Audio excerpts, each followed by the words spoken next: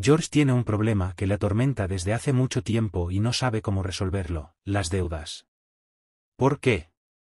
Por las noches no puede conciliar el sueño pensando en cómo su dinero se le va en pagos y si el próximo mes será capaz de pagar las cuotas a tiempo.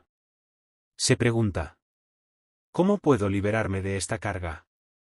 Jorge tiene una deuda en tarjeta de crédito por $600, otra deuda en la empresa donde trabaja por $700, está en mora con el pago de la energía por $400 y está pagando las cuotas de su auto, que suman un total de $4.000. Esta es su deuda más grande.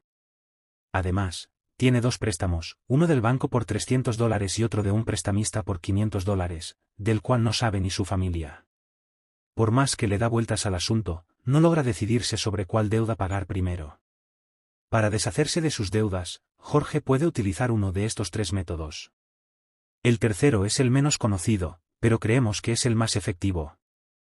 Pero antes, Jorge necesita hacer una lista de todas sus deudas, para lo cual puede usar una tabla sencilla. 1. En la primera columna, anota a quién le debe. 2. En la segunda columna, el saldo que adeuda a la fecha. 3. En la tercera columna, el interés efectivo anual. 4. En la cuarta columna, la cuota mínima que tiene que pagar mensualmente. Jorge ya tiene los datos de las primeras dos columnas.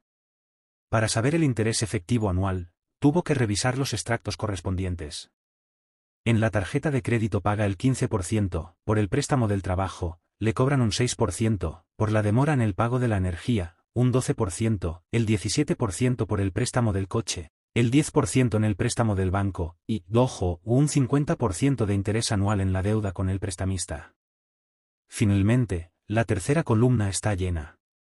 Por último, Jorge anotó el valor de la cuota mínima mensual que tiene que pagar en cada deuda. Método bola de nieve. Con este método, famoso gracias a diferentes especialistas, debemos organizar las deudas desde la más pequeña hasta la más grande respecto a su saldo, sin importar los intereses. 1. Jorge ordena sus deudas, empezando por la de menor saldo, que es de $300, y terminando con el préstamo de auto por $4.000. 2. Luego, hace el pago mínimo mensual en todas las deudas, excepto en la más pequeña. 3. Lo esencial en este método es que Jorge destina todo el dinero extra que puede para pagar la primera deuda de la lista, es decir, la más pequeña. 4. Cuando logra pagar el total de esta deuda, el dinero que dedicaba a ella ahora lo destina a la segunda deuda de la lista. Con este método, se pueden ver resultados rápidamente y tachar la deuda más pequeña de la lista. Aunque es el mejor método desde el punto de vista psicológico, no es el más óptimo desde el punto de vista financiero. Método avalancha. Este método consiste en ordenar todas las deudas, comenzando con la del interés anual más alto y terminando con la deuda de menor interés anual, sin importar el saldo total de la deuda. ¿Qué pasaría si Jorge elige este método? 1. Primero, Jorge ordena sus deudas empezando por la del 50% de pago anual en intereses y termina con el préstamo de trabajo, donde paga el 6%. 2. Igual que en el método bola de nieve, hace el pago mínimo mensual en todas las deudas. 3. Jorge destina todo el dinero extra para pagar la primera deuda de la lista, que es la que tiene la tasa de interés más alta. 4. Cuando logra pagar el total de esta deuda, el dinero que dedicaba a ella ahora lo usa para pagar la segunda deuda de la lista. La ventaja del método avalancha es que pagamos primero las deudas que más afectan nuestro bolsillo. Sin embargo, Jorge deberá afrontar el préstamo del auto, que es su deuda más grande, lo que podría tomarle meses sin ver cambios en la lista. Este método es recomendado para quienes pueden esperar los primeros resultados y desean terminar con sus deudas lo más rápido posible, pues Jorge terminará de pagar todas sus deudas en menos tiempo que con el método bola de nieve. Tercer método, bola de nieve con esteroides. Este método está entre el bola de nieve y el avalancha, y algunos lo llaman bola de nieve con esteroides. ¿En qué consiste?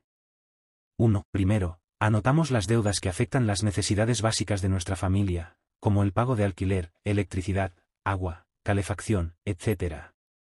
2. Segundo, pagamos las deudas con intereses excesivamente altos, que superan el 40% de interés anual.